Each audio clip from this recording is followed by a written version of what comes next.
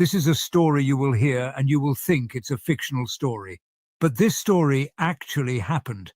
A story that shocked everyone that had about it, not just in the United States where it happened, but across the world. A mother's love is said to be the purest love. But we are about to witness what will make you have a rethink about that sentence. What could make a mother think of selling a child she carried for months? And to a drug mafia, a known criminal? Why would she do that? What will the man do with a 5-year-old girl? What happened to the girl whom her mother betrayed?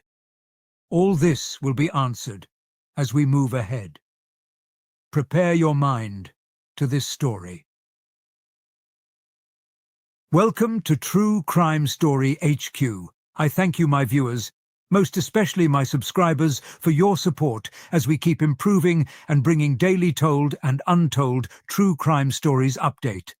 Please don't forget to subscribe to this channel. Antoinette Nicole Davis grew up in the shadows of Fayetteville, North Carolina. Her childhood, marked by instability and fractured family ties, laid the foundation for struggles she would carry into adulthood. Raised in a household burdened by poverty, Antoinette learned early on that life rarely afforded second chances. Opportunities were scarce, and dreams were often shelved for survival. Her family dynamic was no less turbulent. Relationships within the household were strained, a web of unspoken resentments and unhealed wounds. Antoinette's path to adulthood offered little respite. Financial hardships loomed large, and as she grew older, the pressures of navigating life without a strong support system began to take their toll. Work was sporadic, and steady income felt like an unattainable goal.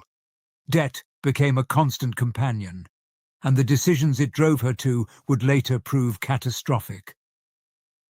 Relationships were another source of difficulty. Antoinette found herself drawn to individuals who often mirrored her own struggles, creating a cycle of emotional and financial instability. The people she chose to trust became entangled in her increasingly chaotic life, compounding her challenges rather than alleviating them. Amid this turmoil, Antoinette became a mother.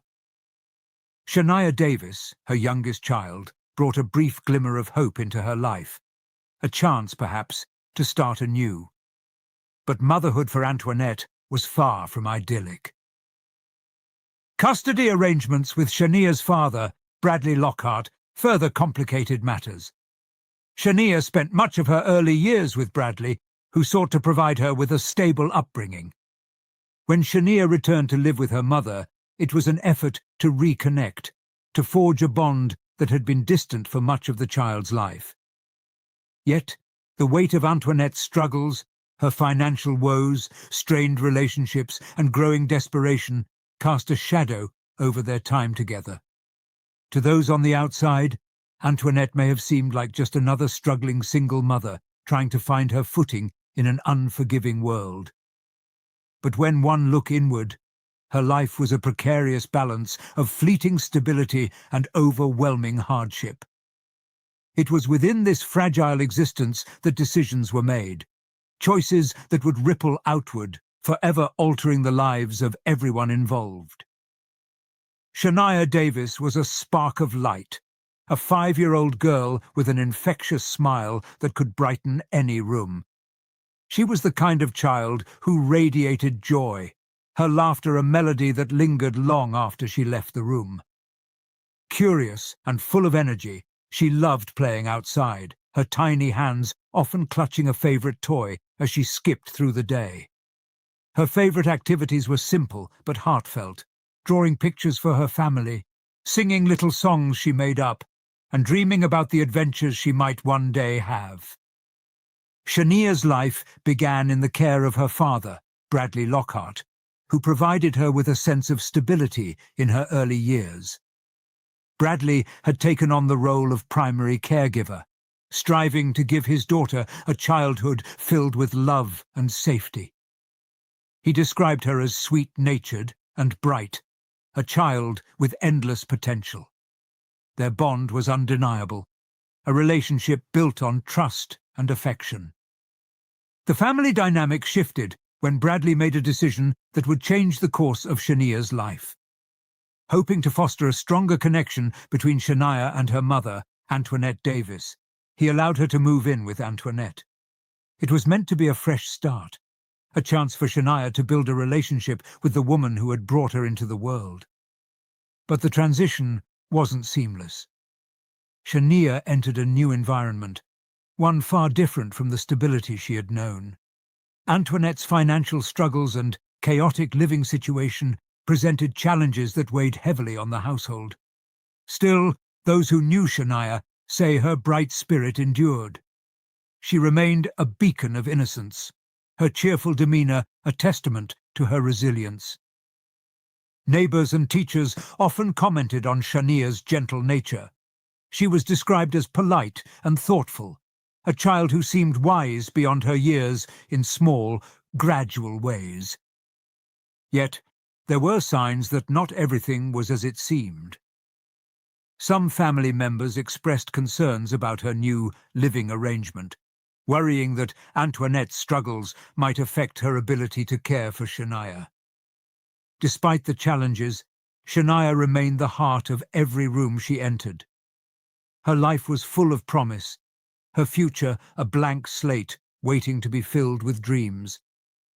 But in the short time she spent with her mother, the dynamics of her world began to shift, a shift that no one could have predicted, but one that would ultimately lead to a tragedy that left a community mourning the loss of a child taken far too soon.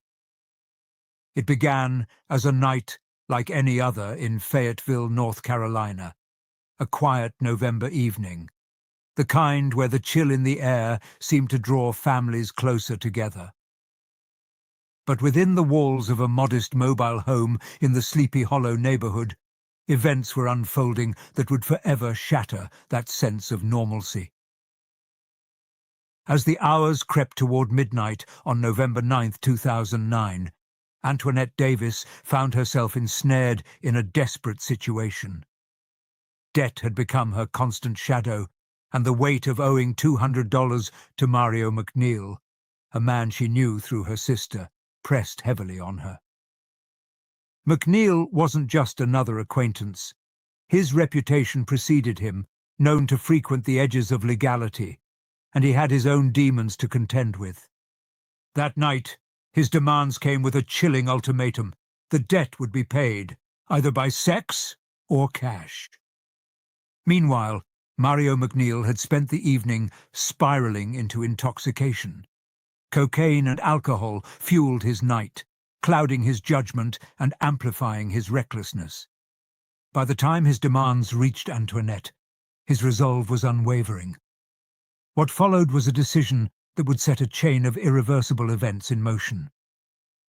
In the early hours of November 10, 2009, the quiet stillness of Sleepy Hollow was interrupted as McNeil made his way to the Davis home. He was no stranger to the property, his familiarity allowing him access even when the doors were locked. By this time, Antoinette had resolved to hand over Shania. Her reasoning, whether desperation, coercion, or denial, remains chillingly inadequate to this day. As dawn approached, the stillness was broken only by the gradual movements, doors creaking, whispers carried through the cool air. Around 6 a.m., Antoinette Davis entered her sister Brenda's bedroom, shaking her awake with an unsettling announcement. Shania was missing. The weight of those words hung heavily in the room. Brenda, still groggy, tried to process what she was hearing. Moments earlier, her boyfriend, Geroy Smith, had thought he'd heard someone open their bedroom door, but dismissed it as a passing sound in the night. Now, the pieces were beginning to fall into place. Antoinette's son, still wide-eyed from the events unfolding, added another chilling detail. Mario McNeil had been in the home. Antoinette's reaction was hesitant. Instead of immediately dialing for help, she seemed reluctant, unsure of how to proceed. Brenda, sensing the gravity of the situation, insisted that the police be called. At 6:52 a.m., the Fayetteville Police Department was notified, setting into motion a frantic search for Shania. Officers responded swiftly, canvassing the area, speaking to neighbours, and issuing an Amber Alert. The urgency in their voices mirrored the dread that had taken hold of everyone involved. While law enforcement mobilized, the story was already moving beyond the confines of Fayetteville. Around the same time the Amber Alert was issued, Mario McNeil had checked into a hotel in Sanford, nearly 40 miles away. Surveillance footage captured a haunting image. McNeil walking through the lobby, holding Shania in his arms. The little girl's face, innocent and unknowing, contrasted sharply with the grim intentions of the man carrying her. At 7:35 a.m., McNeil was seen leaving the hotel, this time carrying Shania out of the building. An employee at the front desk noticed something unsettling in his demeanour, but couldn't pinpoint exactly what was wrong. That brief moment of observation would later become a critical piece of evidence. But for now, it was just a fleeting sense of unease. By the next day, the Amber Alert had spread, and Shania's face was plastered across televisions and social media feeds. Hotel staff, now aware of the unfolding investigation, recognized her from the news and immediately contacted law enforcement. The community, shocked and horrified by the details emerging, rallied around the search efforts. Vigils were held, prayers offered, and volunteers poured into the area to assist the police. Shania had become more than just a missing child. She was now a symbol of innocence lost, and the desperate hope of finding her alive fueled every effort. The initial hours after her disappearance were a blur of activity, fear, and determination. Every moment felt critical, every clue a potential lifeline. But as the hours turned into days, the hope that had once filled the air began to waver, replaced by a sinking feeling that something far more tragic had occurred. The community waited, holding its breath, as law enforcement worked tirelessly to uncover the truth. Volunteers from the community poured in, their faces etched with concern as they combed through dense terrain and canvassed neighborhoods. Helicopters hovered overhead, their spotlights piercing the dark, while search dogs traced scents with relentless precision. Yet, despite their exhaustive efforts, Shania remained missing, and the clock was ticking. As the search intensified, Antoinette Davis found herself at the center of law enforcement's scrutiny. Initially, her demeanor was one of distress and confusion. She claimed to have no knowledge of what had happened to her daughter. However, inconsistencies in her account began to surface. Her first statement placed suspicion on her boyfriend, leading to his brief arrest. But as investigators dug deeper, her story unraveled. During multiple interrogations, Antoinette's shifting narrative painted a troubling picture. Under mounting pressure, she finally confessed a truth that would shock even the most seasoned investigators. She owed Mario McNeil $200, a debt she couldn't repay with money. When faced with McNeil's demands, she made a decision that defied comprehension.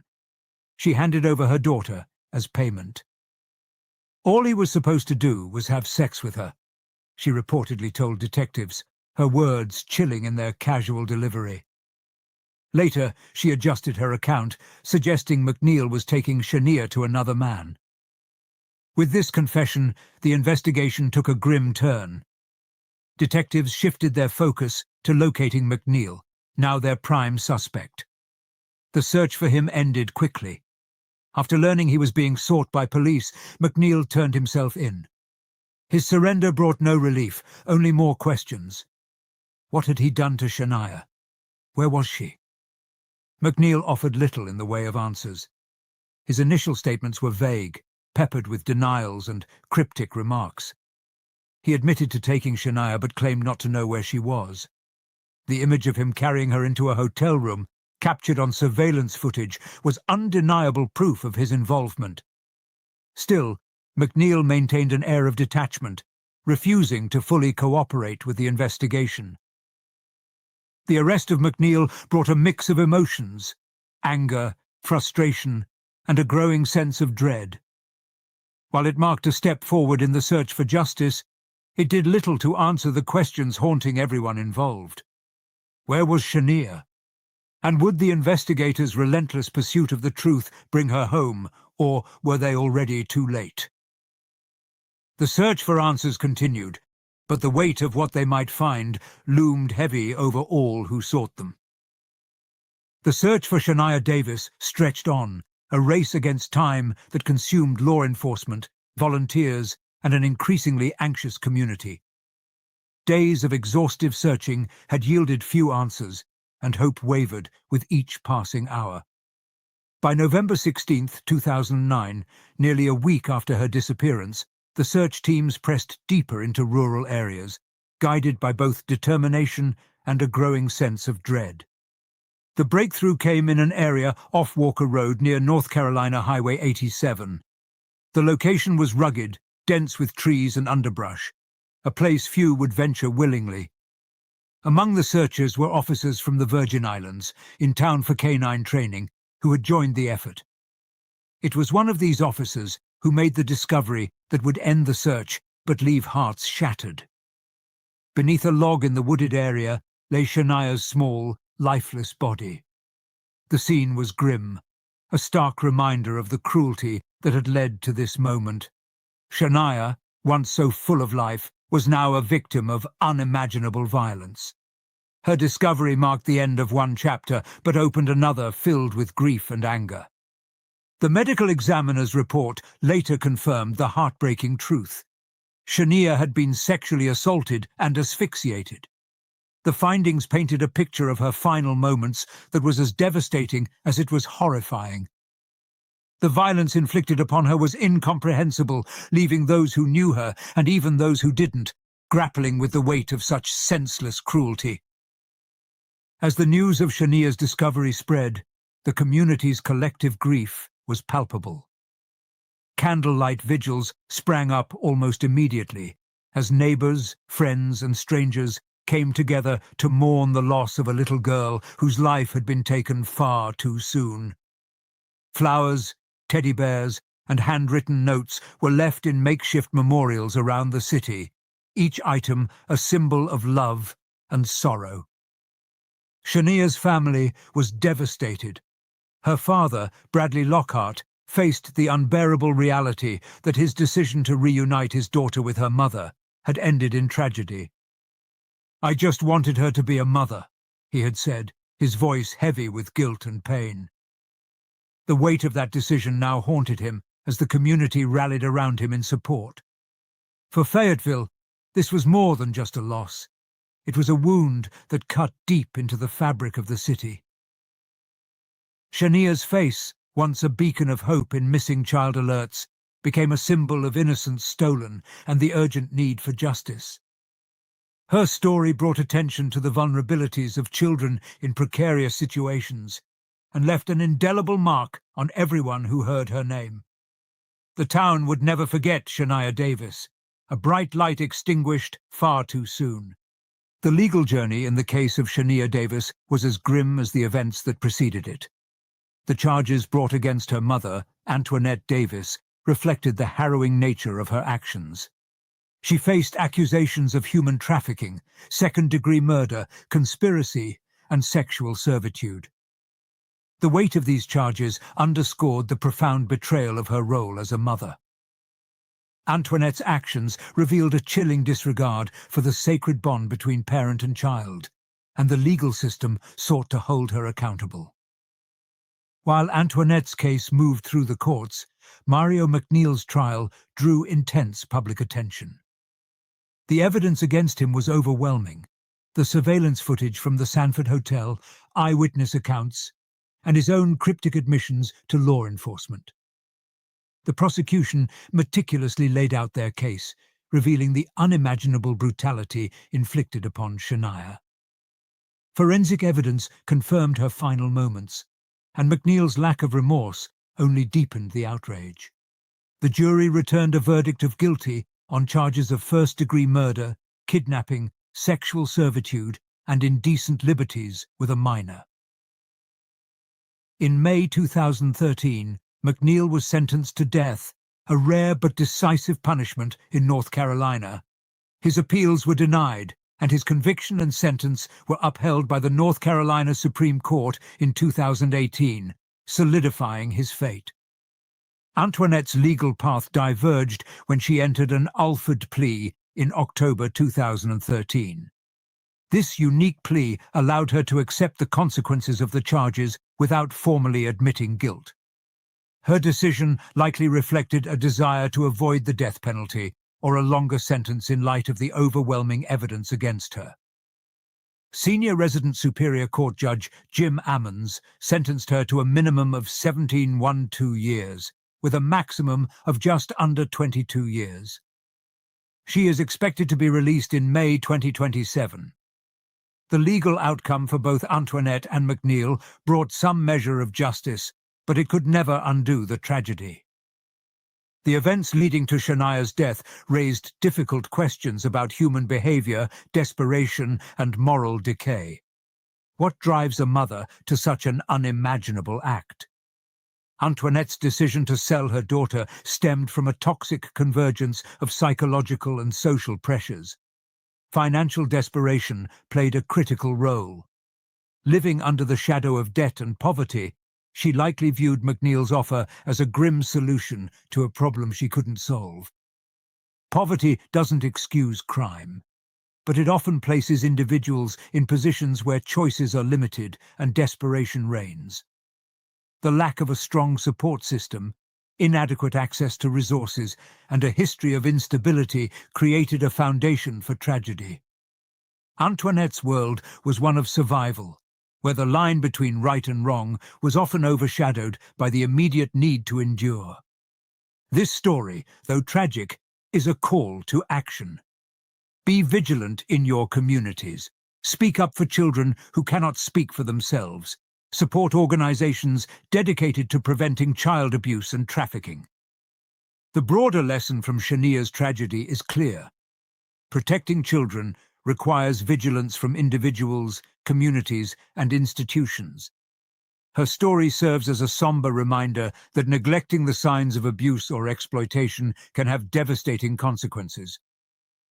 As we remember Shania, let her legacy inspire us to create a safer, more compassionate world for all children.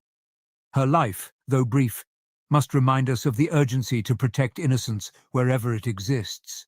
Please subscribe for more in-depth content as we continue to shed light on stories that demand our attention and action.